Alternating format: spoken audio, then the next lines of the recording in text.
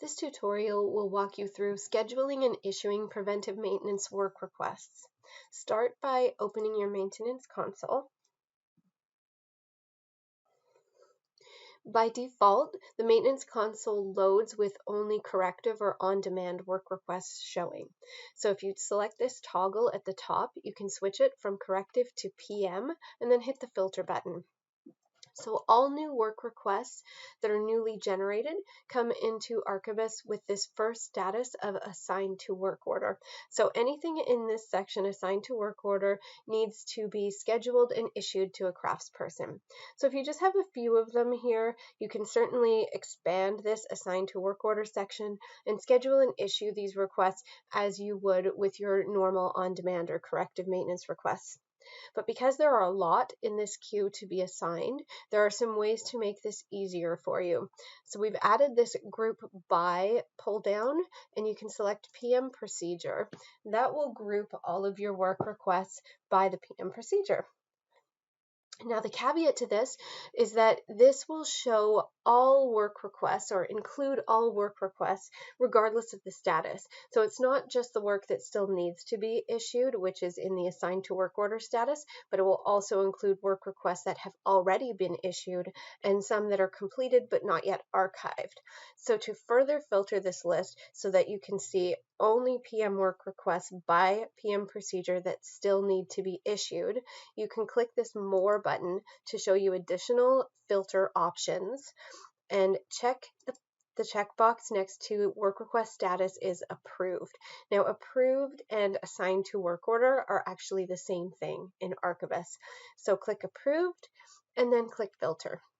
So what this does is it filters that big list of PM procedures down to just the ones that still need to be assigned and issued. The other work requests are not gone. They haven't gone anywhere. They're just not showing, so they're hidden because you've turned on particular filters here. So first I'll go through an example of assigning one PM work request to one craftsperson. So we'll open up this section for this Rogers meter reading, and you would do this the exact same way that you assign an on-demand request. So click Schedule, expand the Craftsperson section, click Assign Craftsperson, and then select whichever craftsperson you wish to assign this request to. Hit Save, then hit Complete Scheduling. After you've scheduled the work, you'll see that there's a green check mark next to the schedule step, but this request still needs to be issued in order for the craftsperson to see it in their queue. So click Issue and then click Yes. So that's assigning one work request to one craftsperson. So if we wanted to assign many PM work requests to a craftsperson at once, we can do that as well. Now you can do that by expanding a section. We'll look at this emergency lights one here. Now you can see these are all of the emergency light PM work requests that still need to be scheduled and issued. Now you can manually click through these, tick whatever ones you want, and then click the buttons at the top to schedule and issue these. But an easier way to get through this, there are a couple of options that you might want to use here. One is sorting by location. If you know that you want to assign particular buildings to a specific craftsperson, I would recommend sorting your maintenance console by location. And to do that, you can click the up arrow next to the location title.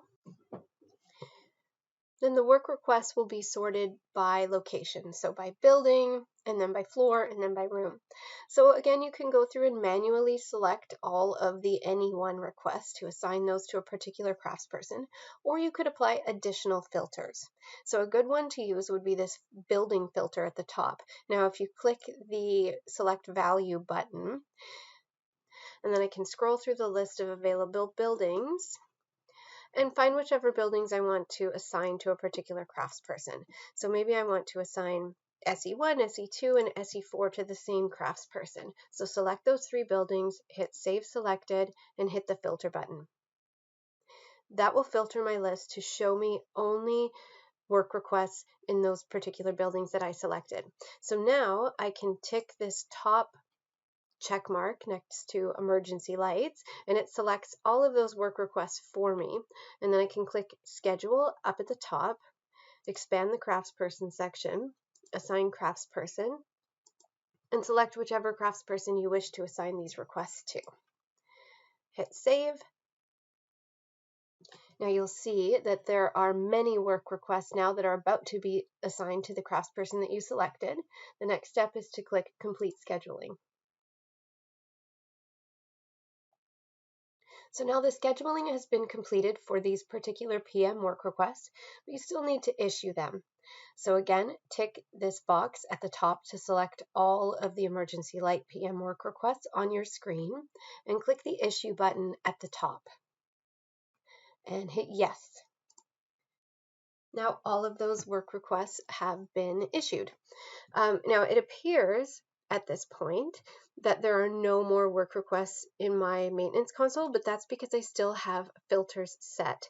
So you may want to click the clear button just to clear any filters you have, and then you can go back to the start, select PM filter, and see what you still have left to process.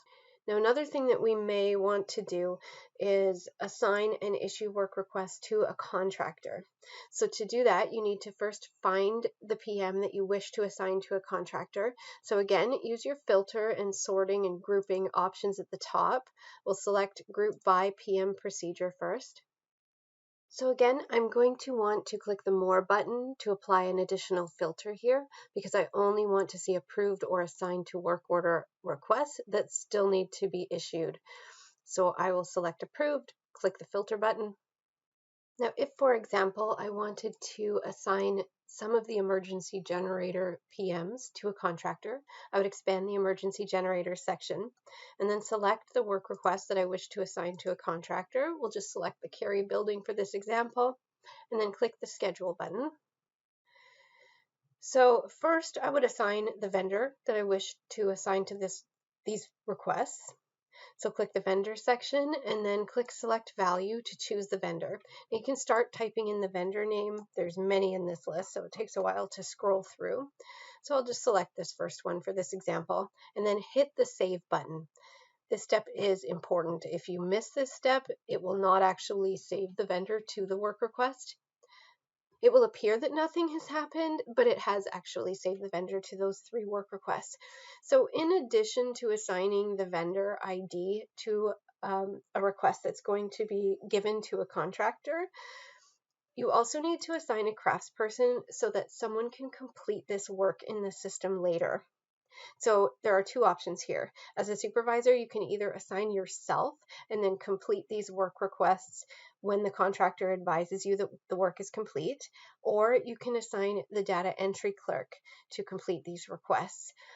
There's an extra step involved there. You would need to ensure that you email the data entry clerk the completed request information when you receive it back from the contractor so that the data entry clerk is able to enter the pertinent information like date started, date finished, who completed the request, that type of stuff.